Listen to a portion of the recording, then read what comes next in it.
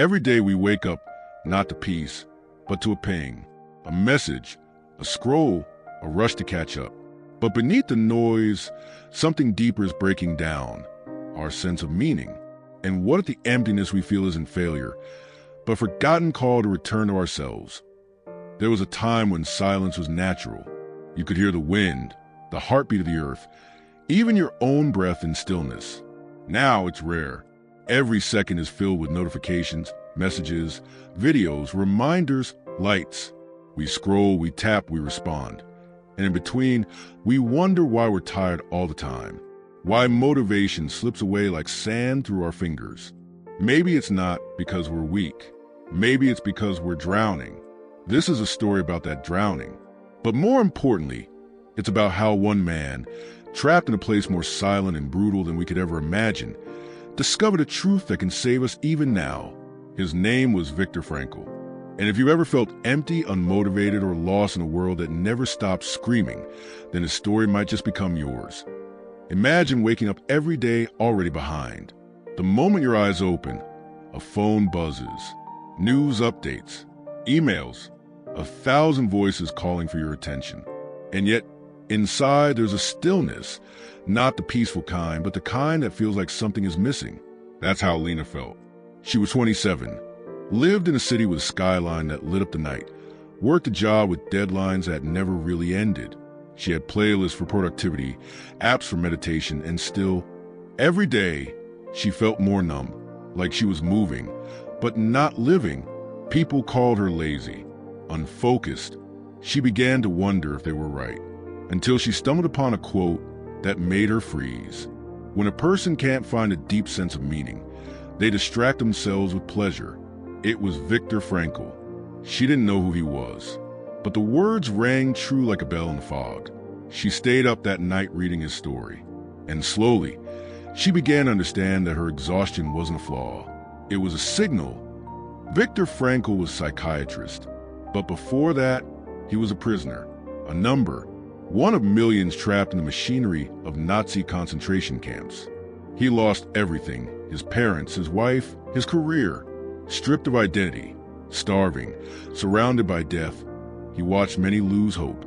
Some simply gave up, lying down in the snow and never getting back up. But Frankl saw something else. Some survived, not because they were stronger, not because they were lucky, but because they had a why, a reason to live, a purpose to endure. One man wanted to finish a scientific manuscript. Another dreamed of seeing his child again. Frankl himself found meaning in caring for the sick and imagining himself one day lecturing about the psychology of suffering.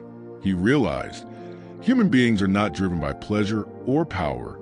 They are driven by meaning. Even in horror, there was hope if you had a reason, and that insight would change the world. Let's pause Lena's story for a moment. We live in the noisiest moment in human history. Never before have we had so much stimulation at our fingertips. Our brains evolved for silence, for nature, for meaningful work and presence, not for rapid-fire content, endless alerts, or the illusion of connection through screens. Dopamine, the brain's reward chemical, gets hijacked. Every click, every scroll, every like is a tiny reward. And over time, real life begins to feel dull. Real relationships, real effort, real meaning require patience. And patience dies in a hyper-stimulated mind. Our motivation fades. We don't want to work to connect, to grow, not because we're broken, but because we've been numbed. Frankl wrote, "Between stimulus and response there is a space. In that space is our power to choose our response. In our response lies our growth and our freedom." Lena wrote that on a sticky note and placed it on her mirror. She started small. She turned off notifications. She walked without her phone. She sat alone with her thoughts. She began to ask, what am I really feeling right now? And slowly, she heard a whisper beneath the noise, a desire to help others, a longing to write, a memory of her childhood dream to be a therapist. The more she listened, the clearer it became. Frankl believed there were three sources of meaning: experiencing love, beauty, and life itself, creating or contributing something of value, choosing one's attitude in the face of suffering. Lena began practicing all three. She spent time in nature, not to be productive, but just to be. She volunteered once a week. She started writing, even if no one would read it. And when hard days came, instead of escaping, she chose to face them with compassion. The apathy faded. The tiredness lifted. Motivation didn't roar. It returned gently, like sunlight warming a cold room. She no longer needed endless content to feel alive. She had found contentment in clarity. If you followed this far, you might be feeling something stir inside you, a recognition, a quiet truth. Perhaps your soul is not defeated. Perhaps it's simply been unheard. Frankl said, each person has a unique mission, a task that only they can fulfill, but in a world where we rarely stop. How do we ever hear that mission? You don't need to escape the world. You need to come home to yourself. It starts with silence. Then a question, what truly matters to me? Not what looks good, not what gets likes, not what others expect, but what moves you. That's where motivation lives. That's where meaning waits. This story isn't just Lena's. It's mine. It's yours. It's all of ours. If you ever felt exhausted by life, maybe it's not because you're broken. Maybe your soul is just tired of chasing someone else's goals. Maybe it's waiting for you to remember what really matters. And maybe it's time to pause the noise, step into silence, and ask, not what should I do, but why? Because as Viktor Frankl proved through the darkest chapters of history, everything can be taken from us except the freedom to choose our attitude. And in that choice lies our redemption. So take that silence and listen, because your purpose has been whispering all along.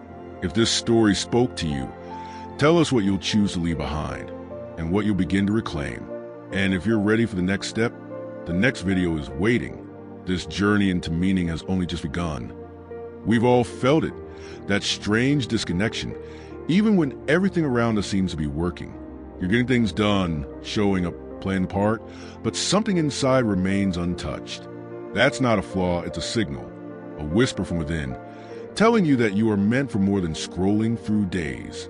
You are meant for depth, for meaning, for connection, and your soul will not rest until you return to it. If this story spoke to you, tell us what you'll choose to leave behind and what you'll begin to reclaim. Let it be the first act of reclaiming your narrative. Share your thoughts in the comments, reflect out loud, or just sit in quiet awareness. But do something. Don't let this message pass you by like every other scroll. Choose to begin, because your story deserves meaning, and you are the only one who can write it.